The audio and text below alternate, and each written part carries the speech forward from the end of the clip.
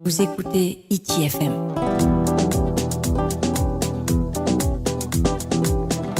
ITFM, la plus belle des radios.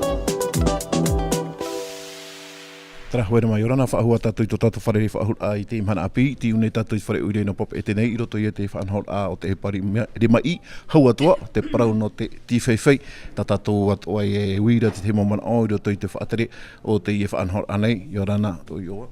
Yorana o Beatrice Lugaik, pretitini o te taatir a te apinui o te tīwhaiwhai. Piti ahuru maho e teime i tēnei te whaatapuno ahia te i whaanhol anei, e hati te mana ona o e no te i matahiti api. O ia mau te ia te piti ahuru maho e ra o te matahiti, tō mātou whaanhor ai te whait i te ra.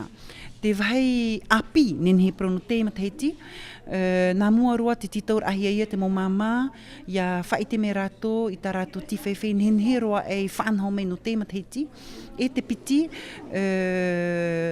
tō te taatir ai a whar ir ai te ho e taatir a whea api, no te hara me rato e whait i te atua, i te motoiha a tā rato i rawe mai, iau i te whaanhor a o te tīwhaiwhai. E te i mo whea api, wa anana tā rato i te whaora a meri tui te whaanhora.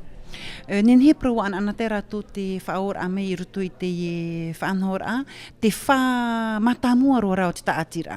Me te peu e te vera tara iritir a, i te temo taatir a ia hari mei, te tumu ia, te tumu matamua roa, no te pro ai i rato e, ananhei, te uhipa i rawehia nei, e te mo mama, nā rato i rawe mei. Tēnei e haamata te whaanhol a i te mhana e awhai ona hope e?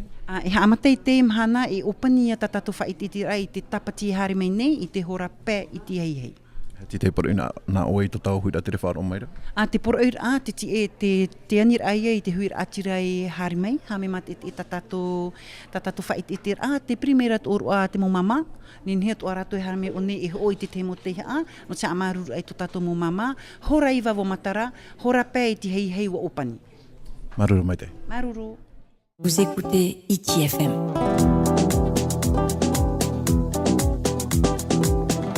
ITFM, la plus belle des radios.